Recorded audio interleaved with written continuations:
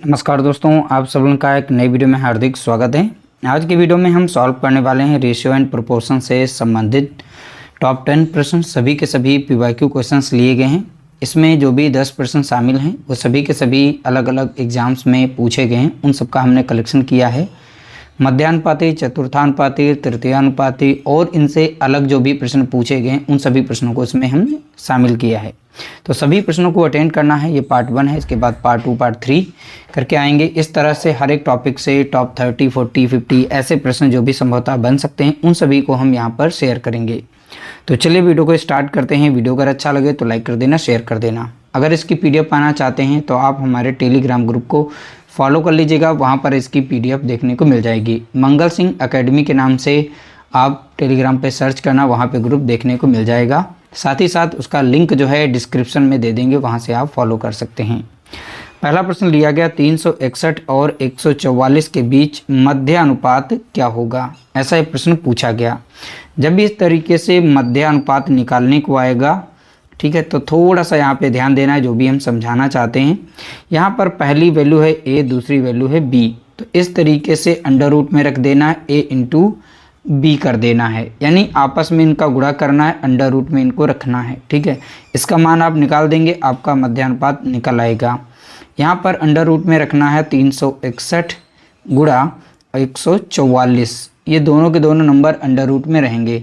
अब देखिए दोनों के दोनों नंबर जो हैं परफेक्ट स्क्वायर नंबर हैं। ठीक है, कैसी हैं? Square number.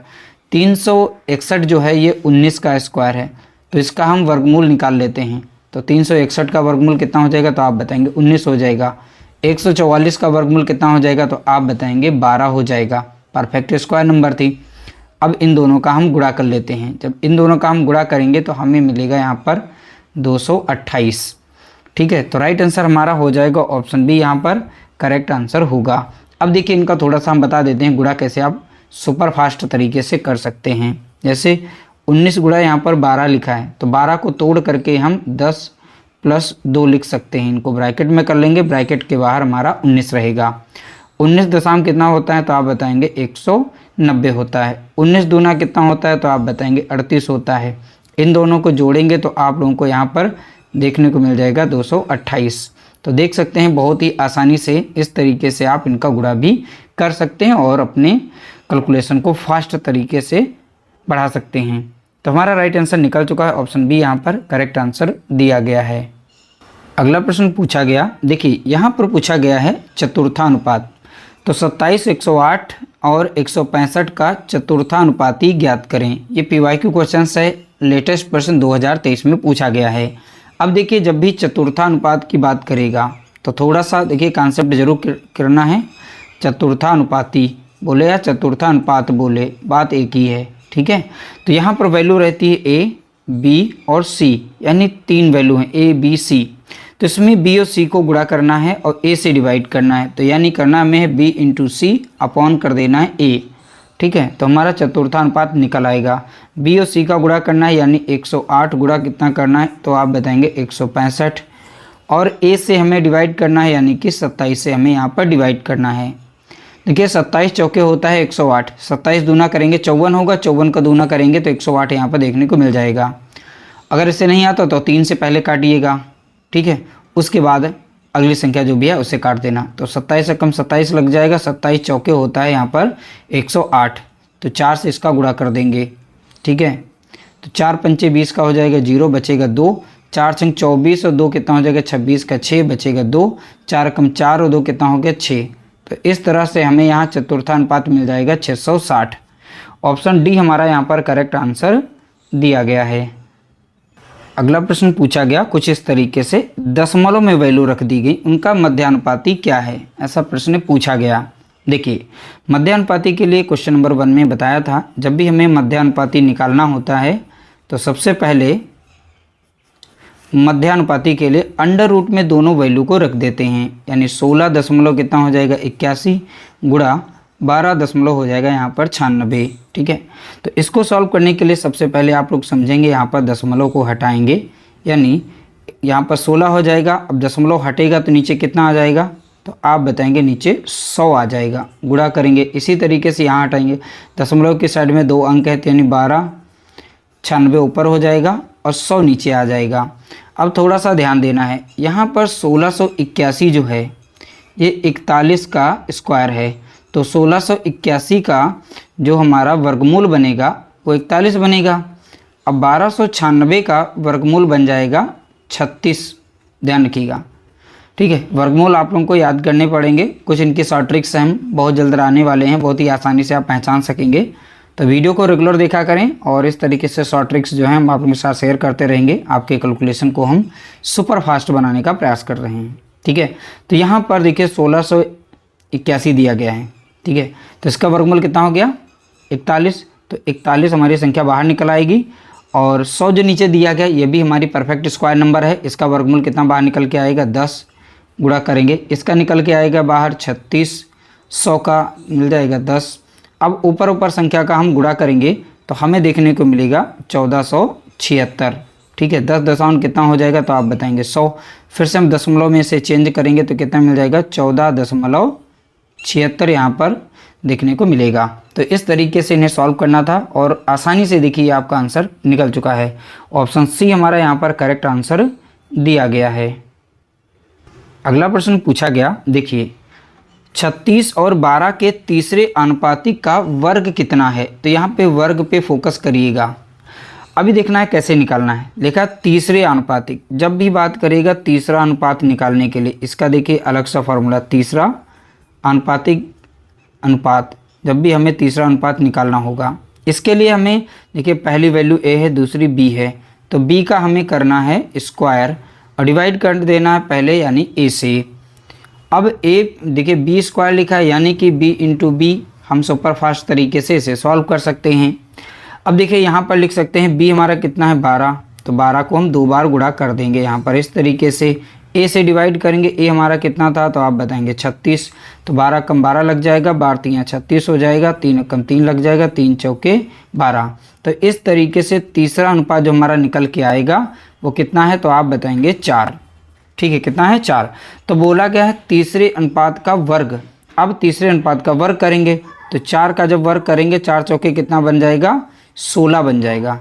तो हमारा राइट आंसर यहाँ पर 16 होगा। कुछ लोग गलती करेंगे तो ऑप्शन 4 भी रखा है, ध्यान रखिएगा। तो 4 यहाँ पर करेक्ट आंसर नहीं है, तो बोला गया था तीसरे अनुपात का वर्ग।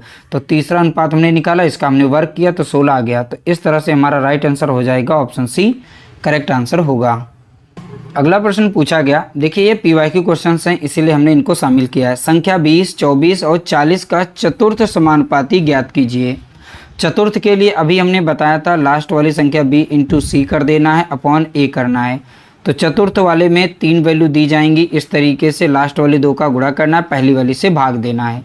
तो लास्ट वाली 2 यानी 24 गुणा कितना हो जाएगा तो आप बताएंगे 40, डिवाइड कर देंगे पहली वाली संख्या से, 20 कम 20 लग जाएगा, 20 दूना होता है 40, तो 24 दूना कितना हो जाएगा तो आप बताएंगे 48।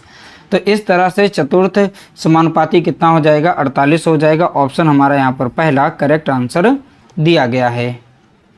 अगला प्रश्न पूछा गया, देखिए यह भी हमारा पीवाईक्यू क्वेश्चन है, इसको भी हमने शामिल कर लिया ताकि आपकी प्रैक्टिस हो जाए, अच्छी तरह से आप क्वेश्चन को समझ सकें।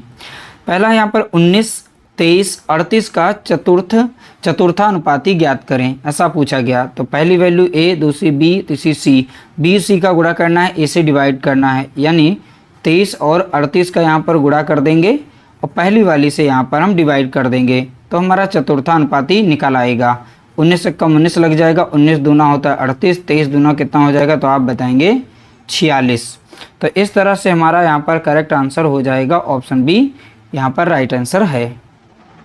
अगला प्रश्न पूछा गया कुछ इस तरीके से, एक समानुपात में पहला, दूसरा, चौथा पद क्रमशः इतने दिए गए 15, 25 और 75, तीसरा पद क्या होगा। देखिए यहाँ पर हम समानुपात वाला बना देते हैं, ए बी, ए अनुपात बी समानुपात यहाँ पर सी अनुपात डी।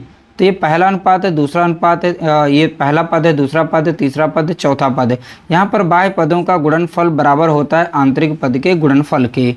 तो यहाँ पर पहला पद दे रखा है, पहला पद कितना है तो आप बताएंगे 15, दूसरा पद दे रखा है 25 है, और यहाँ पर तीसरा पद नहीं दिया गया है तो तीसरे पद को हम यहाँ पर सी मान लेते हैं जैसा कि इसमें दिया, और डी चौथा पद दिया गया है कितना है तो आप बताएंगे 75।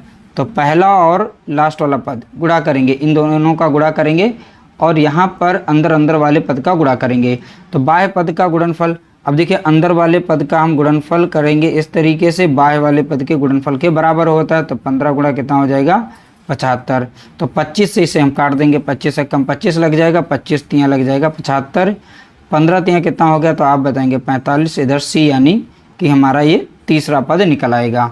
तो सी बराबर कितना है 45, यानी तीसरा पद हमारा निकल चुका है। ऑप्शन सी हमारा यहाँ पर करेक्ट आंसर दिया गया है।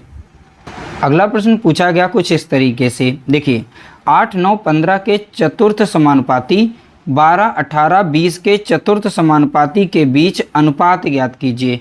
यानी इसका हमें चतुर्थ अनुपात पता करना है, इसका भी हमें चतुर्थ अनुपात पता करना है, और दोनों का हमें अनुपात बताना है कितना होगा।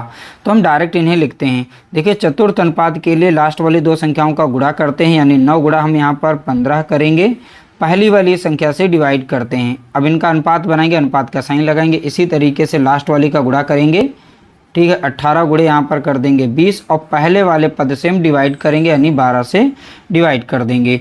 ऊपर संख्या हमारी कट रही है तो काट देंगे, 9 कम 9 कट जाएगा, और 9 दूनी होता है 18 कट जाएगा। 5 से संख्या कट रही काट देंगे, 5 तियाँ यहाँ पर लग जाएगा 15, और 5 चौके लग जाएगा यहाँ पर 20, और 4 कम 4 यहाँ कट जाएगा, ऊपर वाली कटेगी 4 तियाँ 12, तो 4 कम 4 कट गया और 4 तियाँ 12। अब देखिए क्रॉस गुणा करना है, 3 तियाँ कितना हो जाएगा तो आप बताएंगे 9, इधर है 2, इधर बचा 8, तो 4 या 8 दूनी कितना हो गया तो आप बताएंगे 16। तो दोनों का अनुपात हमने यहाँ पर निकाल लिया है, कितना हो गया 9:16, यानी ऑप्शन हमारा यहाँ पर पहला करेक्ट आंसर दिया गया है। अगला प्रश्न पूछा गया कुछ इस तरीके से, देखिए x बराबर यहाँ दिया गया है 4, तो यहाँ पर लिखा है 4x + 3 दिया गया, 7x + 2 दिया गया, 9x + 2 दिया गया। इसका चतुर्थानुपाती क्या है सब पूछा गया, यानी x के स्थान पे हमें 4 रखना है। तो 4 यहाँ पर रखेंगे, 4 चौके कितना हो जाएगा 16, 16 3 कितना हो जाएगा, तो यहाँ पर इसकी वैल्यू आ जाएगी 19। अब 4 यहाँ पर भी देखिए x का मान कितना 4, तो 4 सते 28, 28 2 कितना हो जाएगा तो आप बताएंगे 30 हो जाएगा। यहाँ पर देखेंगे 4 नाम 36, 36 और 2 कितना हो गया तो आप बताएंगे 38। तो पहली वाली संख्या हमारी a हो गई, दूसरी हमारी b हो गई, तीसरी हमारी c। तो चतुर्थानुपात निकालने के लिए b × c/a करते हैं।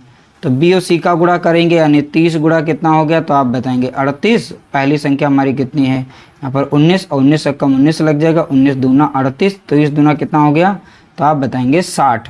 तो इस तरह से इन सभी संख्याओं का मान यानी चतुर्थानुपाती कितना हो जाएगा तो आप बताएंगे 60 हो जाएगा।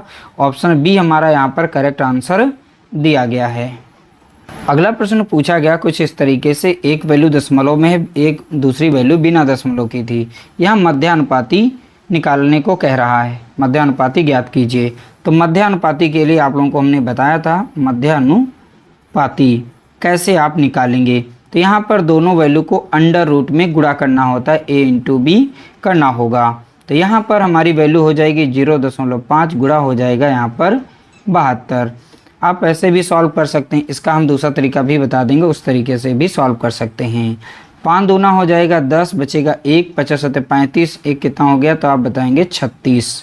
ठीक है, 1 के बाद यहाँ पर दशमलव लगा तो 1 के बाद दशमलव लगा देंगे। दशमलव के साइड में 0 इसका कोई मतलब नहीं होता है, तो यानी सीधा सीधा इसका मान हो जाएगा 36। और ये परफेक्ट स्क्वायर नंबर है तो इसका वर्गमूल कितना हो जाएगा तो आप बताएंगे 6। तो मध्यानुपाती इसका निकल चुका है, कितना है तो आप बताएंगे 6।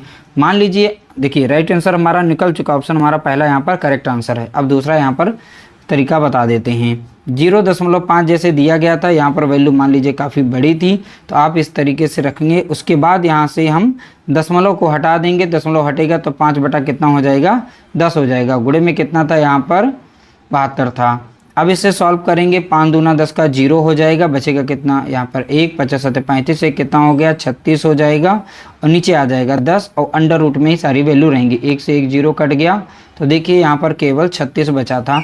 अब आसानी से इसका आंसर यहाँ पर निकाला जा सकता था। ठीक है, 36 एक परफेक्ट स्क्वायर नंबर थी, इसका वर्गमूल तो 6 निकला, तो 6 हो गया। आप ऐसे भी सॉल्व कर सकते थे, और डायरेक्ट गुणा करके भी डायरेक्ट आप इस तरीके से निकाल सकते हैं। इस तरह से हमने टॉप 10 प्रश्नों को सॉल्व किया। उम्मीद करते हैं आप लोगों को वीडियो पसंद आई होगी। वीडियो पसंद आई तो प्लीज़ वीडियो को लाइक करना, शेयर करना।